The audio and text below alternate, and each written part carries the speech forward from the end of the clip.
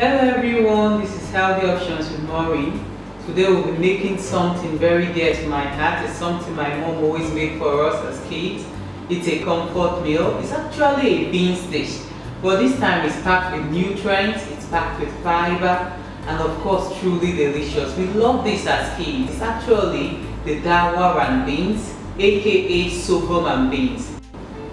Sorghum is known as Dawa back home in Nigeria.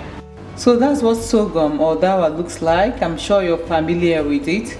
Most of us that has had babies back home in Nigeria are used to this grain because you actually incorporate it when you're making your pap or your baby food.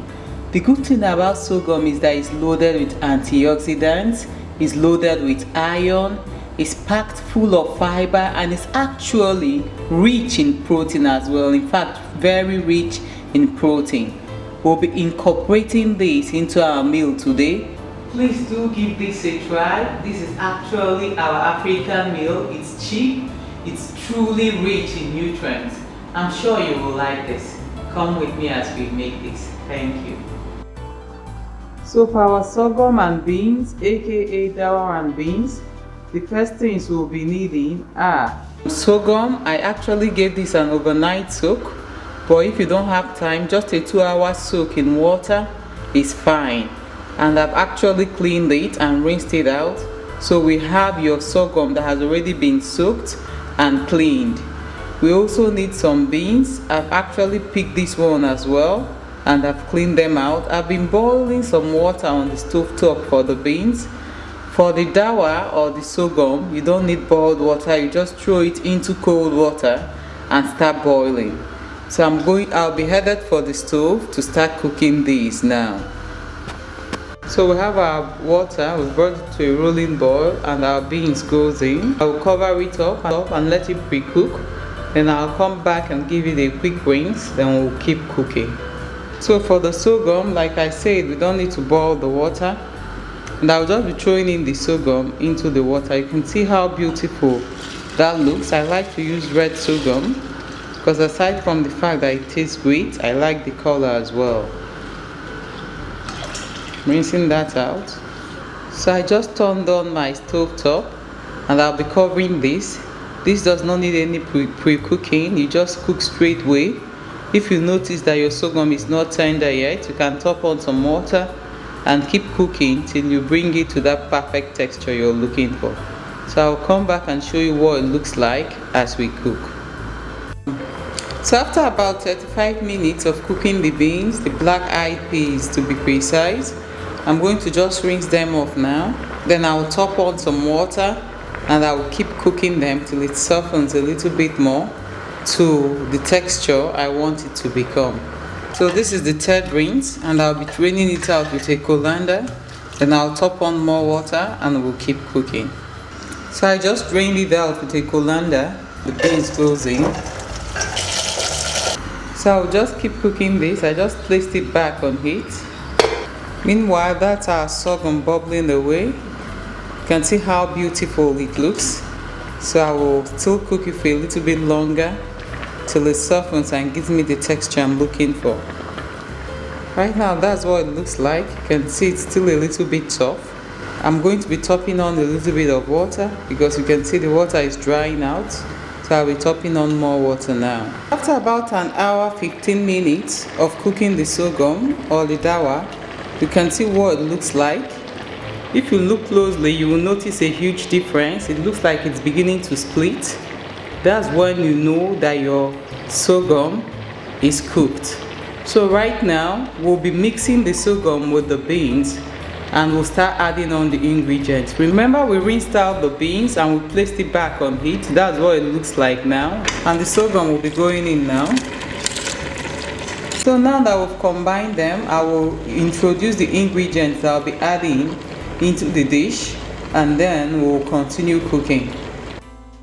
So for the ingredients that we'll be adding to the dawa and beans, we'll be needing some tomato that has been cut into chunks. I'll be blending this. Some onions that has been cut into chunks as well, some peppers, some garlic. We'll be blending the garlic, the onions, pepper, and tomatoes together before adding them on to the sorghum and the beans. I have some chopped onions, crayfish, and some curry powder. These three will be going into the pot right now. Then we'll come back and start blending the other ingredients that will go in later. The chopped onions going, we'll be adding more onions. I usually introduce a little at the first stage before blending the others that we need. Then we'll be needing some crayfish. Then the curry powder goes in. So right now I'll be adding just a little bit of water. So I'll just cover this, then I'll go continue with the blending. We'll be blending our onions, our pepper, garlic and tomatoes. And the first thing that will be going in will be the onions. As you can see, I already have some water in the blender. So I'll be introducing my onions. And then the garlic goes in. Then the peppers. So I'm going to cover and blend this to a smooth paste. Then the last thing that will be going in will be the tomatoes, because I intend to just roughly chop the tomatoes so that they can still be a little bit visible in the meal. So I'll cover this and I'll start blending.